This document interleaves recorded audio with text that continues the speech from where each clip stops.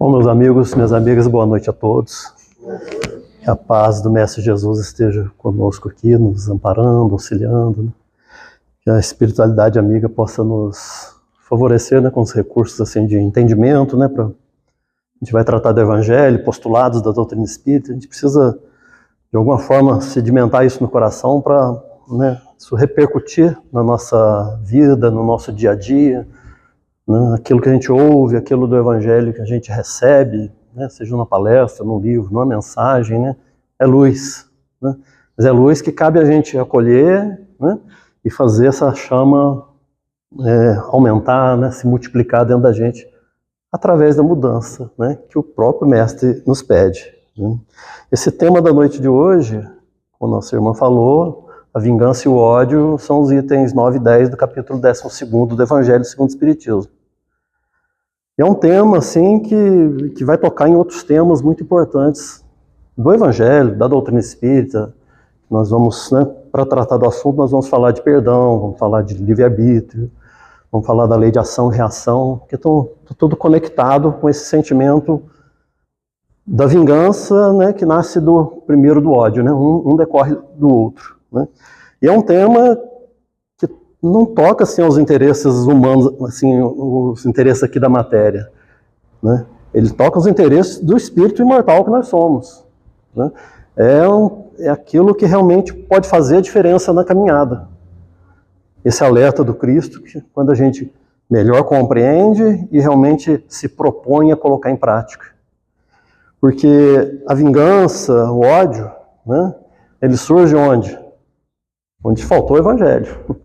Onde, né, o Evangelho, a mensagem da Boa Nova do Cristo, né, a mensagem de tolerância, de paciência, de perdão, porque, como eu falei, a gente pode ouvir o Evangelho, a gente pode ler o Evangelho, né, a gente pode saber o Evangelho de cor, mas é muito diferente a gente colocar ele realmente em prática, ele ser esse fator modificador na nossa caminhada.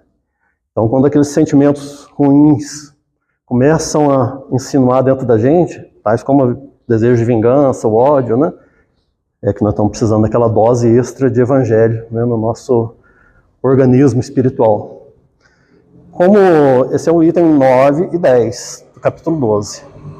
Mas eu optei aqui por ler o item 1 desse capítulo 12, e os outros itens são, né, decorrem dessa passagem do Evangelho aqui, do amai os vossos inimigos. Então vamos ler esse item 1 e depois a gente vai desenvolver o tema, né, sobre a vingança e o ódio. No item 1 está lá assim: aprendeste o que foi dito, amareis o vosso próximo e odiareis os vossos inimigos. Eu, porém, vos digo, amai os vossos inimigos, fazei o bem aos que vos odeiam e orai pelos que vos perseguem e caluniam, a fim de serdes filhos de vosso Pai que está nos céus e que faz se levante o sol para os bons e para os maus e que chova sobre os justos e os injustos. A passagem aqui continua e é interessante que na sequência Jesus faz 4 interrogações, né? Ele fala essa parte, amar o inimigo, amar o próximo, né? Não, orar pelo que persegue, calunia, e ele termina com 4 interrogações, né, 4 perguntas, que é para quê? Para desenvolver a nossa reflexão.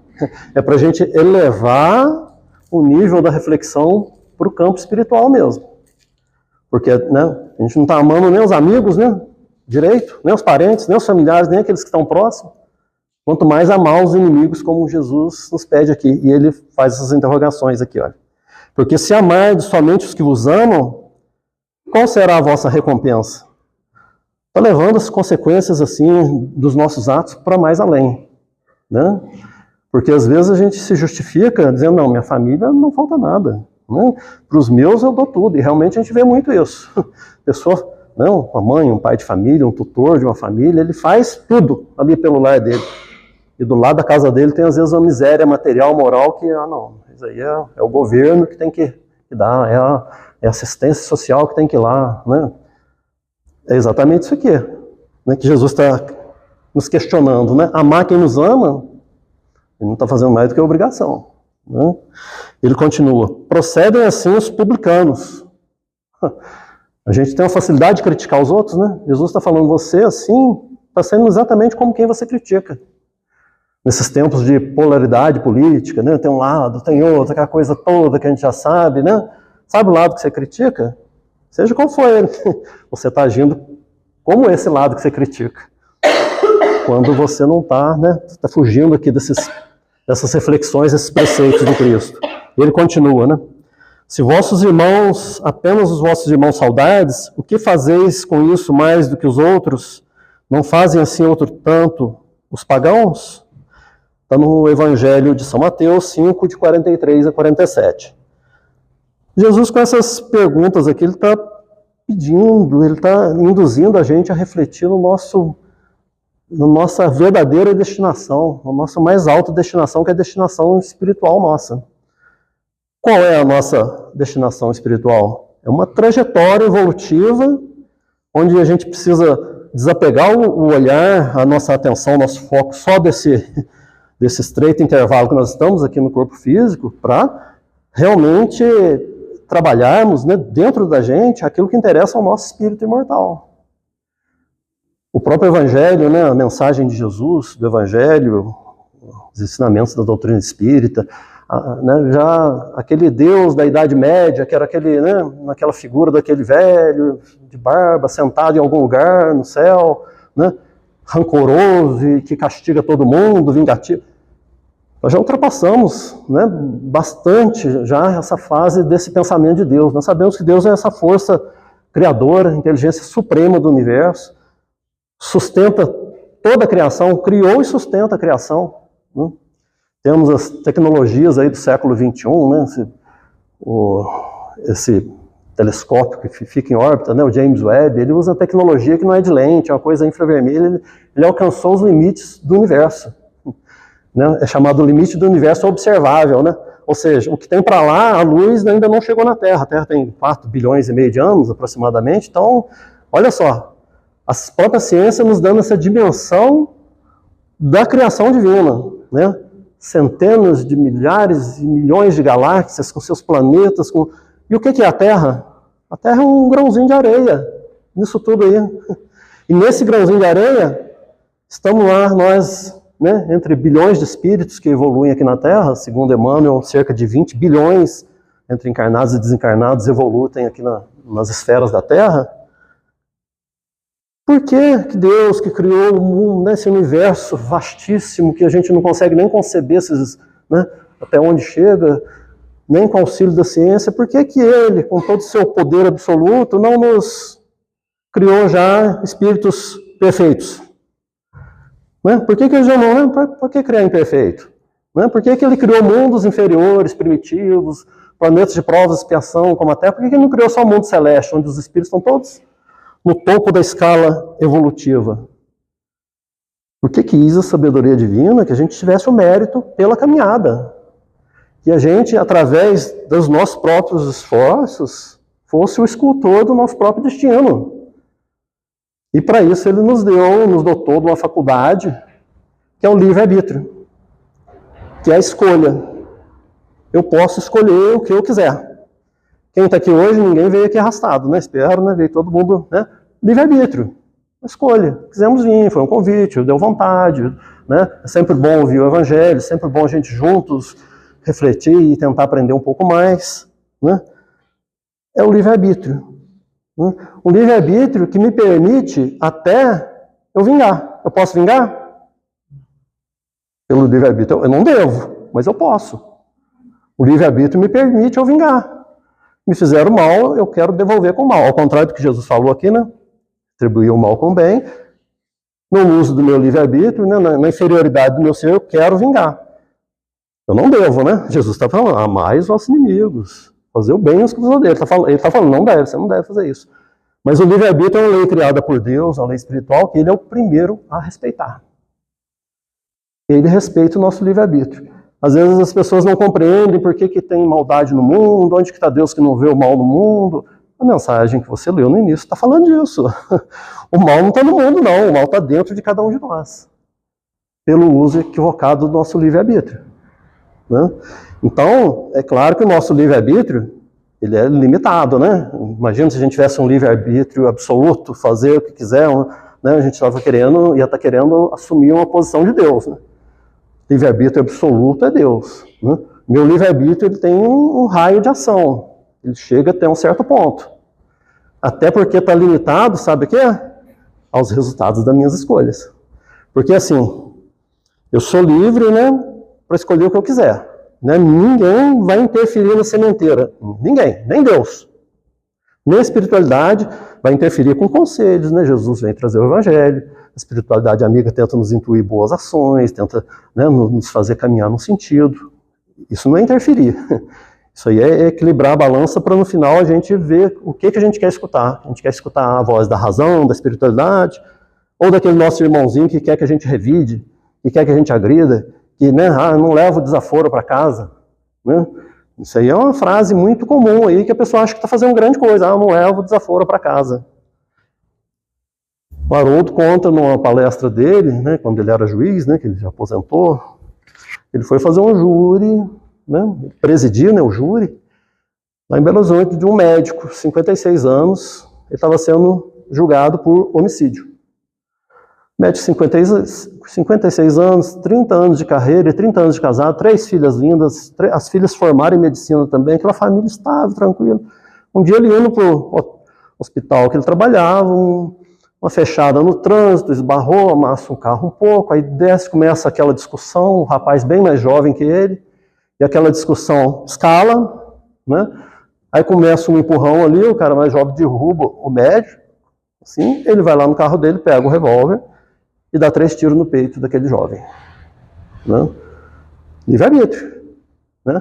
No momento de reflexão, ele vai lá e toma essa ação, porque eu não vou levar desaforo para casa. Né? A pessoa ainda fala assim, eu sou muito bom, mas não pisa no meu calo. Está falando exatamente daquele lodo que está lá dentro dela, que a pessoa sabe que está lá, e coloca isso como se fosse algo positivo. Não, não é. Esse médico depois, né, o Haroldo teve a oportunidade de interrogá-lo, né, no procedimento normal lá do processo judicial, e esse médico falou, não, eu não matei uma pessoa, não. Além da pessoa que eu matei mais 5, porque eu acabei com a minha vida, doutor, né, juiz, né, acabei com a minha vida, acabei com a vida das minhas filhas e acabei com a vida da minha esposa. Então, além do rapaz, eu matei mais 5 pessoas, ou seja, um pouco de reflexão, um pouco de paciência, um pouco de evangelho, né? Uma bobagem de trânsito, ainda que você fique com prejuízo, não é muito melhor, mas só que essas ações nossas que vêm assim de uma forma automática, elas precisam ser domadas. É para isso que a gente estuda o evangelho, é para isso que a gente lê, é para isso que a gente tenta reter essa mensagem, porque o nosso normal, o nosso natural é o quê? É soltar essa fera que está lá dentro da gente ainda. Né? Quem nunca presenciou uma situação assim, seja em família, no trabalho, de repente até no centro espírita, né, já acontece, né? Tá ali, estão conversando, né, tá tratando de um assunto, quando vê, do nada, assim, por causa de uma palavra mal colocada, o outro, né, se melindra, né, fica com raiva, levanta o tom de voz, briga, vai embora. Não, é só, às vezes, um mal entendido. É só a gente, às vezes, um melindrado, que não compreendeu o que o outro quis dizer, ou, né, não captou realmente a essência. Isso acontece muito, sabe com que? Mensagem WhatsApp. Na correria do dia a dia, tal, manda mensagem, às vezes a pessoa não viu, ouviu, vai, não, daqui a pouco eu respondo, esquece, pronto, é o fim do mundo. Olha lá, ó, que desfeita, aí não sei o quê. Aí já bloqueia, aí já não sei o quê, já fica aquele ranço. Calma, lembra que Jesus falou? Bem-aventurados os brandos e pacíficos, né? Os pacificadores, aqueles. Não respondeu a mensagem agora, daqui a pouco responde, esqueceu. A vida é corrida, a vida de todo mundo é corrida. De todo mundo. A gente precisa realmente se colocar no lugar do outro. Para quê? Para que a gente use essa faculdade que a gente tem do livre-arbítrio para o nosso crescimento moral, espiritual, para a gente realmente conseguir, né, subir assim, um patamar de compreensão sobre a vida. A gente, né, a vida passa muito rápido, eu estou com quase 60, né, tem companheiros aqui que já estão com 70, com mais, tem o pessoal mais jovem, com 40, com 30, mas todos nós olhamos para trás, e o que a gente vê? A vida passando muito rápido. Todos nós olhamos e falamos, nossa, mas daqui a pouco, mês de janeiro já passou. A vida é assim, é um intervalo muito curto, muito rápido, é um flash entre o berço e o túmulo, que é o período da nossa reencarnação. É muito breve mesmo. E nessa perspectiva do corpo físico, sabe o que acontece? A gente não consegue enxergar o todo.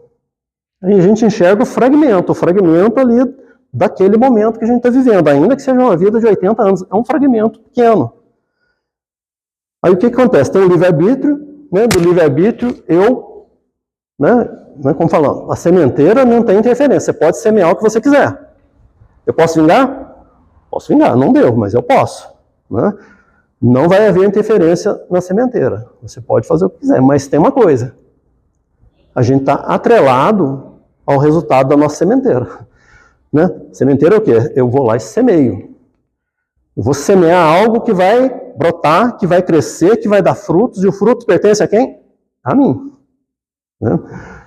Às vezes a pessoa nasceu numa família, porque, eu falei no começo, é um planeta de provas, expiações, somos todos espíritos imperfeitos, estamos em evolução. Como que a gente ia querer nascer numa família perfeita? Nós somos imperfeitos, como que eu vou esperar a perfeição de quem está do meu lado, seja no familiar, seja no casal, seja... Né? Não tem jeito, não vai acontecer. Né? E às vezes a pessoa não se conforma com a situação que vive. Às vezes é uma situação material, às vezes é alguma condição de saúde. Né? Tem pessoas que nascem com problemas, assim, já vão carregar a vida inteira aquele problema. É que a gente está atrelado ao campo que a gente semeou. Não dá para fugir disso. Eu semeei esse campo aqui, não adianta depois eu querer ir para lá. Lembra que eu falei do círculo de ação do livre-arbítrio? É o círculo onde eu semeei. Não tem jeito de eu largar esse círculo para trás e buscar outros campos para semear. Não. Eu primeiro tenho que... É o processo da lei divina que nos dá a faculdade de fazermos o que quisermos, inclusive vingar, inclusive desenvolver o sentimento de ódio, né, que é o oposto, o extremo oposto do amor, mas eu estou atrelado a esse resultado. Não tem jeito. Né? Semeadura é livre, a colheita é obrigatória, a palavra do Cristo. Há 2000 anos falando isso pra gente. Porque eu olho, né, a gente falou aqui desse período curto da reencarnação, né, um período muito, muito curto. Eu olho para uma criança, o que eu vejo? Eu vejo uma criança. Aí aquela criança está sofrendo, às vezes, uma enfermidade grave, né, e né, a gente fica, né, com o coração compungido, e claro, devemos ter essa compaixão, tá? Mas é um espírito multimilenar, é um espírito em aprendizado, que está num processo de redenção, de remissão, ele está no campo da semeadura. Não estamos falando isso para diminuir a dor desse espírito, não é isso. Mas a gente precisa dessa compreensão mais dilatada. Né? E também não vamos usar isso para falar, não, isso aqui é a prova dele, a expiação dele, deixa ele sofrer de não. Se essa pessoa cruzou o nosso caminho de alguma maneira, é para a gente interferir no que a gente puder. Se ele ainda tiver que levar mais tempo para equilibrar aquilo, isso é com a lei divina. Mas nós sempre podemos fazer a nossa parte, oferecer o auxílio, o alívio, seja da maneira que for, né? Material, emocional, espiritual, um ombro amigo, escutar a pessoa, né? A gente sempre pode oferecer. Não vamos usar esse raciocínio torto, não, a pessoa está em expiação, deixa ela expiar lá, não.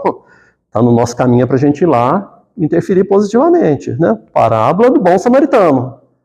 Está lá sendo morto no caminho, né? Vamos agir igual o levita e o sacerdote que passam ao largo? Não. Nós vamos agir como o samaritano, né? O bom samaritano. Vamos lá, não sei quem é, né? O homem caído lá, porque está desmaiado, está assim, né? Tá quase nu. Não interessa quem é, não interessa. Eu vou lá e auxilio. Ah, mas ele está na expiação dele? Não cabe a nós esse julgamento, de forma nenhuma. Então a gente olha para essas situações, vê o espírito imortal e faz aquilo ao nosso alcance. Né? Porque a gente, nesse período curto da encarnação, a gente vai ver a colheita, mas não vai ver a semeadura. Né? O que levou àquela situação dramática que eu estou vendo ali naquele momento? A gente está vendo só o evento da colheita, como o oposto também. Né? A gente vê tanta atrocidade pelo mundo, tanta maldade, tanta coisa acontecendo, né? É a sementeira. E provavelmente a gente não vai ver a colheita daquilo ali. Vai ser no tempo, no espaço, né? Bert Campos diz que Deus não usa da violência para os reajustes, ele usa do tempo. E a gente, ao contrário, a gente quer tudo imediato, né? Que a gente quer, errou, castiga, prende, né? Ah, que bom se tivesse pena de morte. A gente vê espíritas defendendo a pena de morte. Isso é uma coisa bizarra, né? Como se, né? matar o corpo físico, né, o que acontece com o espírito? Isso é uma questão que está lá no Livro dos Espíritos, tratando isso com profundidade, sob pena de morte. Né? Então, eu não vejo, né, nem o que originou aquela sementeira e nem a colheita daquela sementeira que eu estou vendo agora. Porque na hora de semear, sabe o que acontece, Raquel? Na hora de semear, a gente está sorrindo. A gente está sorrindo. Pode ver, vamos levar no extremo aí o exemplo. O criminoso lá, né? Vamos dar um exemplo aqui de um governante, o Trump, né? Você vê ele sorrindo, ele fala as maiores atrocidades, as ações mais absurdas assim, está sorrindo, está feliz, está dançando, porque na hora da sementeira é assim. A gente não está cogitando lá da colheita. Eu estou só aqui no meu imediatismo, né? Na minha ânsia de atender o meu próprio ego, que eu estou fazendo o que me atende aqui nesse instante. Aí eu estou sorrindo. Por quê? Por causa dessa desconexão que a gente cria do resultado das nossas próprias ações. Por isso que a vingança, o desejo da vingança, às vezes tem um sabor, né? Tem ali tem uma recompensa para a pessoa. Ah, não, eu consegui desforrar. Eu consegui. Normalmente é por meios mais baixos possíveis, né? Às vezes é uma calúnia, né? Lança ali, aí vê o negócio correndo, aquela notícia que a pessoa inventou correndo, a pessoa fica feliz, ó. Não, lá, ó, viu? Mexeu comigo, agora aguenta. Ou seja, aquele lodo que está lá no fundo da nossa alma, que é revolvido e a gente começa a esparramar esse lodo. Né? Então, nesse processo aqui da sementeira, cuidado. Né? É o que Jesus está, né, aquelas perguntas que ele faz ali, né, que recompensa tereis disso. Ele está falando, pensa na colheita. Calma, pensa, né, no resultado das suas ações. Né? As orientações de Jesus são sempre no sentido de quê? Do esforço, de fazer o mais difícil. Não é a porta estreita, alguém acha que passar pela porta estreita é fácil? Não, fácil é o caminho do mundo, né? E o caminho do mundo é assim mesmo, não leva o desaforo para casa, é a lei do mais forte, né? Imagina, me vira humilhando ali, eu não vou deixar isso não, vou lá humilhar de volta, sabe? Vou responder na mesma altura. No mundo é esse caminho largo aí. Jesus está pedindo um esforço. Quando ele fala, quer me seguir? Toma tua cruz e me segue. Alguém vai imaginar que é sem esforço que a gente vai carregar uma cruz, essa cruz simbólica do aprendizado, né, das colheitas do passado, que a gente vai ter que reequilibrar isso na própria alma. Não, é com esforço. Então, se eu estou espiritualmente assim, né, a gente começa a ouvir o Evangelho, né, o Livro dos Espíritos, começa a ter esses raciocínios. Aí tem uma situação lá que me dá uma dúvida assim moral. Me dá uma dúvida se nossa, é certo ou é errado isso? Que caminho que eu escolho? Às vezes tem dúvidas assim que são legítimas. A gente realmente não sabe o que fazer. Sabe o que é certo a fazer? É o mais difícil. Vê o que é mais difícil, analisa pelo lado mais difícil. Esse é o certo a fazer. Porque no mais difícil você está abrindo mão do eu. Você está abrindo mão, sabe, do imediatismo que me traz recompensa. Eu estou colocando o outro na frente. Né? Isso é sempre difícil. Essa é a porta estreita. Essa é a cruz para a gente carregar. Porque a gente atender os nossos interesses imediatos, isso aí é fácil. Por isso que aquele que está semeando sorri. Sorri, às vezes, né, sorri bem na frente da pessoa que ele está maltratando de alguma forma. Se no nosso caminho chegou, né, chegou a dor, chegou às vezes a traição, chegou uma perda, né? Alguém causou uma perda material, uma perda afetiva, né? Eu tenho dois caminhos quando isso acontece. Eu tenho dois, ali aquele evento é um divisor de águas ali na minha vida, né? Dividiu as águas ali. Qual vertente que eu vou seguir? Porque quando a gente se sente ofendido, acontece muitas vezes o quê? Quando, não, fui ofendido. Eu sou a vítima, eu sou o agredido, né? Primeira coisa que a gente afasta, sabe o que é? A gente afasta a figura de Deus com a sua lei divina. A gente afasta. Né? A revolta toma conta da gente e fala, não, a justiça é comigo agora. Essa é a vingança. Né? Esse é o processo da vingança. Né? Não tem esse negócio de causa e efeito, não tem justiça humana, é eu que vou fazer. Né? Aquele sentimento contrário ao evangelho ali, né? Do ódio que nasceu da agressão que eu sofri, me movimenta no caminho dessa vingança, onde eu quero devolver o quê? O mal com o mal. O mal que eu recebi eu devolvo com o mal. né? Dá para ver que é exatamente o oposto do que o Cristo está nos pedindo, exatamente o oposto, né? E assim, a vingança, o ódio, uma coisa assim tão absurda, pensando assim, né, espiritualmente, olhando por esse aspecto, né, que o ódio é como se fosse assim um veneno que você mesmo toma querendo que o outro morra, né? Eu tomo ali querendo que o outro morra, mas é eu que estou tomando, é eu que estou tomando esse veneno. Eu posso causar algum mal no outro? Posso. A gente vê processos obsessivos, né, que se arrastam às vezes uma encarnação inteira, né? Processo aqui na Terra mesmo, de, né, discussões em família, entre casais, entre as mais diversas situações assim, que realmente pode causar. Aí a gente lembra da outra lição do Cristo, né? Os escândalos são necessários. Por quê? Planeta de provas e expiações, espíritos imperfeitos. É claro que nós já semeamos muita coisa torta que vai chegar no nosso caminho, são os escândalos. Mas o próprio Cristo complementa, né? Mas ai de quem o escândalo venha. Não é porque eu tenho que passar por uma perda, por uma dor, por uma situação assim de sofrimento intenso, que está isento aquele que me causou isso. Não, me pertencia aquela situação, aquele aprendizado era sementeira minha. Mas o agente, ele, por sua vez, criou um débito para ele, né? Assim como o oposto também acontece, né? Porque o primeiro caminho é esse, a gente pegar o caminho da vingança, né? Qual que seria o outro caminho, a outra vertente?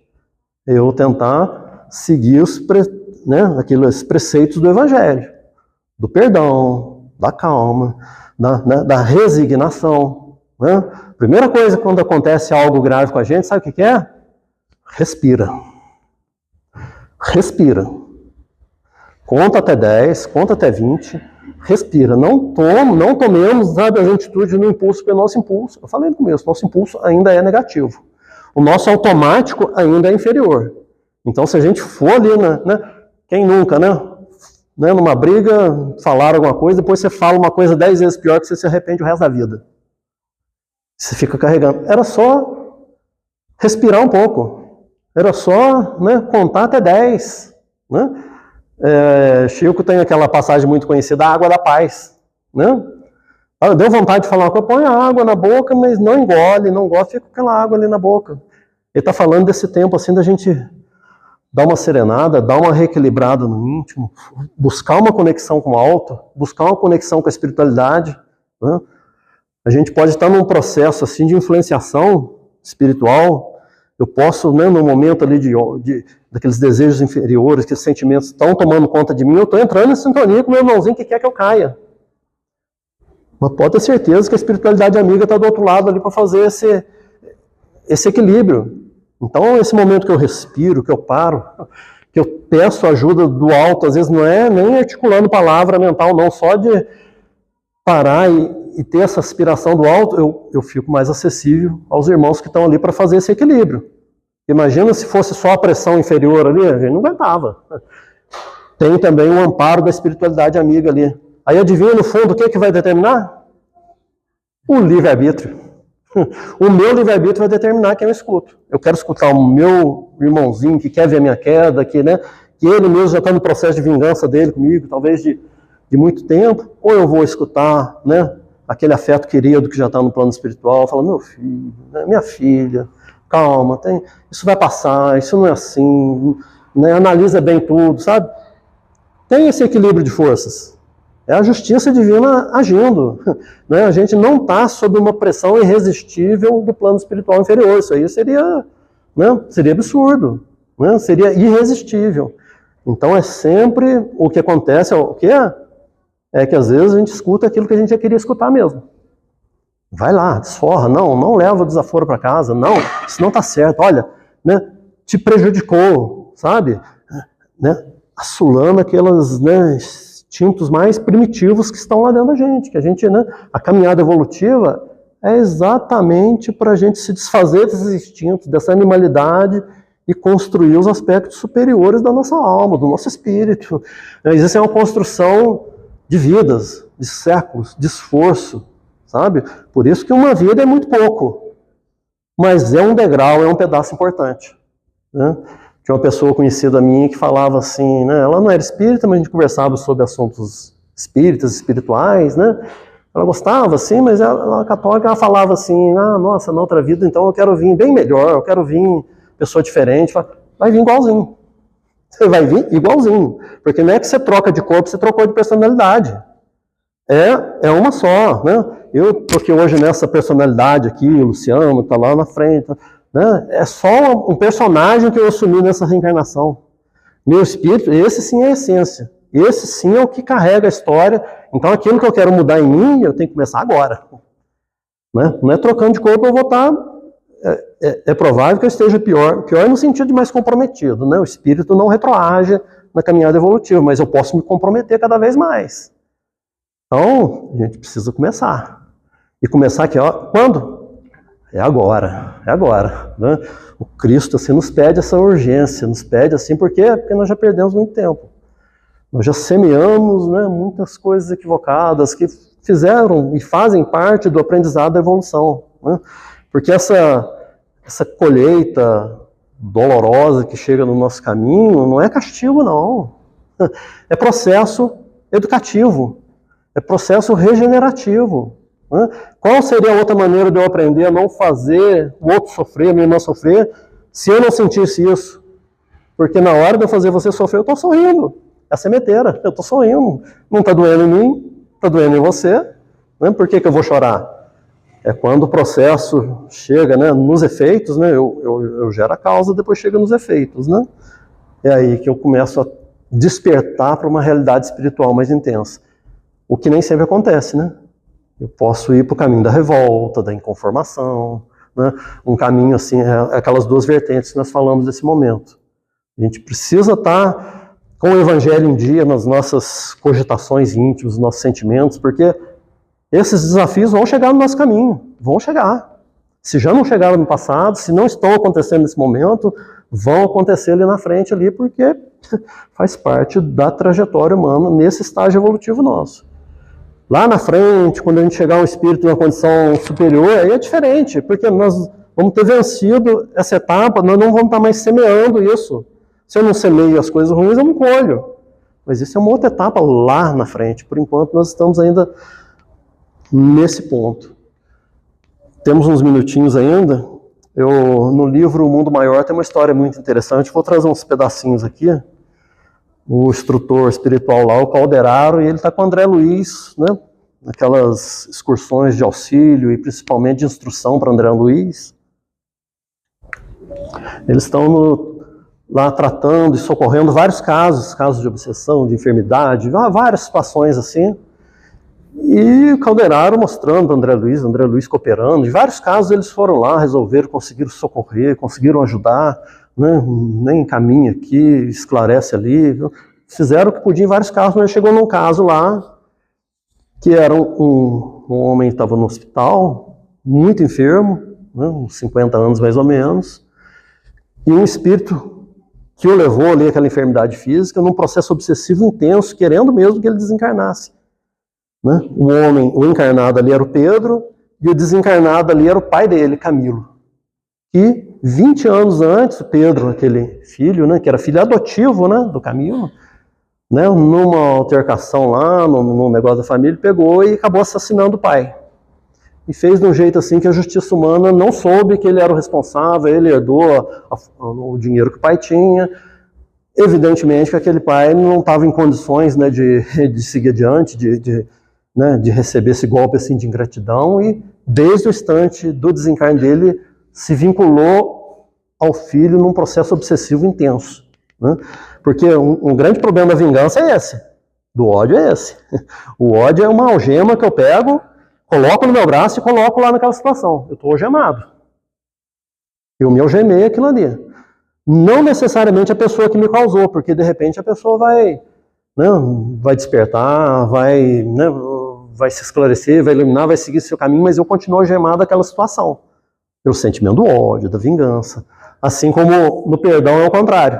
Né? Perdão por mais difícil que seja para a gente cogitar do perdão, o perdão é aquele presente, sabe? Que a gente pensa que está dando para o outro, mas na verdade a gente está recebendo. Porque aconteceu algo muito grave comigo na suposição. Eu vou e consigo perdoar, eu me proponho ao perdão, eu tento construir esse perdão, Eu estou liberando aquela pessoa do que ela fez? Não estou, não. A pessoa, ela está em desequilíbrio com a própria consciência, com a lei divina, ela vai ter que fazer esse reajuste. O que eu fiz com esse perdão, sabe o que é? Eu me libertei daquela situação ali. Então a gente poderia dizer assim que um sinônimo de perdão, sabe, a definição de perdão, sabe o que é? É viver em paz. Perdão não é esquecimento, pessoal. Não, perdoar é esquecer. Não é, a gente não é esquecer, uma coisa é Alzheimer que chama. Né? Eu, quando me proponho aquela situação, eu vou, né, me propor perdão que vai me levar um dia ao esquecimento da dor que eu senti. Aquela experiência ali é um aprendizado, é a lembrança que vai ficar. Né? E aí depende, né, de cada agressão, depende de cada circunstância. Assim. Tem dor que eu vou conseguir absorver em um ano. Daqui a um ano eu não... Né? Não. Mãe, então, assim, absorve as coisas do filho muito rápido, às vezes de um dia para o outro. Dói muito, né? O próprio filho, a própria filha falou, mas mãe tem essa capacidade de absorver isso muito rápido. Né? Uma outra situação, de repente, vai levar 20 anos, mas a questão é essa. Eu realmente não me vincular à dor daquele momento, não ficar naquele... O ressentimento, né? A própria palavra é autoexplicativa, né? Ressentimento, né? Eu senti a dor, depois eu fico sentindo de novo, eu fico ressentindo a dor. Eu fico vinculado àquilo ali e toda vez me dói, toda vez é triste, toda vez me põe para baixo. Por quê? Porque eu não estou caminhando, não estou tentando construir o processo de perdão dentro de mim, que é o que liberta. O ódio te algema, desejo de vingança, desejo do mal, né? E esse perdão é esse presente que você dá para você mesmo, né? Buscando ali se libertar e seguir adiante. Nesse processo aqui que nós estamos falando no mundo maior, Calderaro e André Luiz, eles não conseguiram auxiliar esses dois. E Calderaro falou para o André Luiz, olha, isso aqui, nós precisamos de alguém que ame muito, muito mesmo, que isso aqui não vai ser, nós não estamos nesse nível. Aí eles, pelo pensamento da prece, chamaram uma irmã lá de nosso lar, a irmã Cipriana, um espírito, assim, pelo menos em relação ao Calderaro e André Luiz, muito acima de evolução, né? Aí logo chega aquela senhorinha lá, né, no ambiente espiritual, do hospital, estava o Pedro, o encarnado, ele estava desdobrado ali, brigando fisicamente com o pai, né? O pai, toda vez que o filho desdobrava, era aquela surra, dava uma surra, uma agressão, era uma coisa assim, né? Era sempre assim. O pai ficava esperando para ter as altercações e as brigas, e eles ali, aí chega essa nossa irmã, cumprimenta, conversa um pouquinho e vai fazer uma prece, né? André Luiz e Calderaro vão às lágrimas. Calderaro, que é um espírito, assim, né, um mentor, experiente, porque aquela irmã se transforma, assim, num foco de luz, né, no livro relata, assim, como um arco-íris colorido, irradiando, assim, do peito dela, e aquilo impacta aqueles dois ali que estão brigando, que não tinham visto nem o André Luiz e o Calderaro ali, eles estavam um focado no outro, né, e com aquela luz eles despertam para aquela realidade espiritual ali, se chocam com a presença do próprio André Luiz Calderaro, mas principalmente com essa irmã, né? Aí Pedro, encarnado, acha até que é, né, no condicionamento mental dele, acha que é Nossa Senhora, né? Nossa Senhora veio, aí ele, Pedro, encarnado, imediatamente já se ajoelha, já joga, já confessa seu crime, Mãe Santíssima, né? A ideia dele era Nossa Senhora, né? E pede perdão, e pede encaminho, ela acolhe, e o pai dele, o Camilo, fica impassível lá, ele impactou, mas ficou impassível, né? Aí tem o atendimento de Pedro, que foi assim, né? Ele desdobrado do corpo físico, né? Ele encarnado. Camilo impassível lá, impassível, né? A Cipriana tenta conversar com ele está irredutível, né? Vai falar, vamos, né? Porque o filho dele, Pedro, encarnado, depois do crime lá, 20 anos atrás, ele trabalhou muito para esquecer da própria consciência, ele trabalhou muito, ele casou, ele teve 5 filhos, ele tinha uma vida honrada, apesar do erro clamoroso lá, ele tinha uma vida honrada. Aí Cipriano levou Camilo, né, com a ajuda de André Luiz Calderaro, lá no lar do Pedro, né, porque ele estava no hospital. Aí chegou lá, estavam as crianças lá, estava a esposa dedicada, estava aquele ambiente assim que já começou a tocar no Camilo, porque naquela fixação dele tanto no filho, que ele nem percebia todo o contexto em volta. Aí é o momento que Cipriana fala com ele, eu vou ler só um pedacinho aqui porque o nosso tempo está acabando, né? Aí ele primeiro responde assim, o Camilo, né? Tentando argumentar com Cipriana, né? Que pode fazer uma vítima como eu, se não odiar sem piedade? Aí Cipriano, odiar? Tornou Cipriano sem alterar. Sabes a significação de tal atitude? Será que a gente tem ideia do que é o ódio? Ela está perguntando isso para ele, mas né? Qualquer sentimento inferior que nasce e a gente alimenta, a gente sabe a significação e o alcance daquilo ali, a gente sabe o que a gente está nascendo e eu estou alimentando ali. Ela continua aqui, ó, as vítimas inacessíveis ao perdão e ao entendimento soem ultrapassar a dureza e a maldade dos algozes, provocando horror e compaixão. Ou seja, aquele que vinga, normalmente extrapola muito a maldade daquele que comentou, que cometeu o ato primeiro. Né? Por quê? Porque já estava dentro dele. Essa maldade, essa truculência, essa violência já estava dentro da pessoa. Precisava só de um gatilho. Né? Ela continua aqui só mais um pedacinho. Quanto se valem desse título? Qual título? Título de vítima. Porque falou assim, eu sou uma vítima, eu não posso... Quanto se valem desse título de vítima? E é verdade. De uma forma geral, a gente adora a posição de vítima. Tem até um termo para isso, é o vitimismo. Eu sou incompreendido. Tudo acontece comigo. Olha o que fizeram comigo. Sim, as coisas acontecem com a gente, mas nós não... Se nós somos vítimas, isso não eleva o nosso padrão espiritual. Nós não tornamos santo porque nós somos vítimas. Né? O que eleva o nosso padrão moral espiritual, naquele momento que eu sou vítima, eu realmente busco o auxílio do alto, eu busco realmente os processos para vencer aquela dor intensa ali, pelo caminho da compaixão, pelo caminho da espiritualidade, pelo perdão antecipado. Aí sim, aquela vítima está se transformando no espírito redimido, está entrando num processo superior, assim, que é o objetivo, né, que aquela sementeira retornou ao caminho. Né? A vítima, por si só, o sofrimento por si só, não quer dizer nada, pessoal. Não quer dizer nada. Capítulo 5 do Evangelho, segundo o Espiritismo, tem lá o bem sofrer e mal sofrer, que fala exatamente disso. Sofrer não melhora ninguém. Nossa, que a pessoa está sofrendo tanto, olha que sofrimento, ela está melhorando, Depende. Depende do que aquele sofrimento está causando nela. Qual vertente ela está escolhendo. O que está causando nela? Está causando, de repente, desejo de revolta, de vingança, desejo, né, brigou com Deus, né? Ou aquilo está iluminando o coração dela? Está realmente, né, desconectando ela das questões do mundo, criando um desapego de ordem espiritual? Aí sim é o bem sofrer. É um tema bem importante, está no capítulo 5, é bom a gente relembrar. Assim como essa passagem, está a partir do capítulo 3 do Mundo Maior, recomendo a todos ler, porque o tempo nosso esgotou. É muito interessante todo esse diálogo e tem tudo a ver com isso que nós estamos falando aqui dos desejos de vingança, que no final das contas não faz sentido nenhum. É só, né, nesse caso que Camilo, que nunca mais conseguiu ter paz na vida, nesse processo de vingança. Sempre vinculado ali ao assassinato que o próprio filho cometeu contra ele. É claro que é uma dor difícil de imaginar, né, pessoal? Não estamos diminuindo a dor de Camilo. Mas ele multiplicou a dor dele pelo quê? Pelo desejo de vingança. Pelo que ele resolveu algemar. Pela incapacidade, assim, de aceitar o que Jesus nos propõe. E isso serve para todos nós. Quando vier a dificuldade, quando vier o desafio, quando vier a dor, principalmente causada por alguém específico, é a hora de muito evangelho. É a hora da gente se vincular ao alto. É a hora da gente contar até 10, respirar e tentar fazer a coisa certa. Se a gente buscar as forças espirituais do plano maior, a gente vai conseguir fazer o certo. Por mais difícil que seja. Não estou falando que é fácil, não. É difícil. Todos nós já passamos por... Né? É difícil, mas é aquilo que já começa naquele mesmo instante seguinte, já começa a te dar uma coisa diferente, já começa a te dar um alívio diferente, sabe? É a paz que começa a ser criada do dever cumprido. Isso aí não tem preço, mas tem esforço. Que Jesus nos auxilie nessa nossa caminhada para a gente seguir nesse rumo que Ele nos indica já há 2000 anos, né? E desde sempre, né? Que a paz do Mestre Jesus esteja conosco e nos fortaleça, principalmente nesses momentos de dor, de sofrimento causado por alguém. Muito obrigado, muita paz, muita luz a todos. Muito obrigada.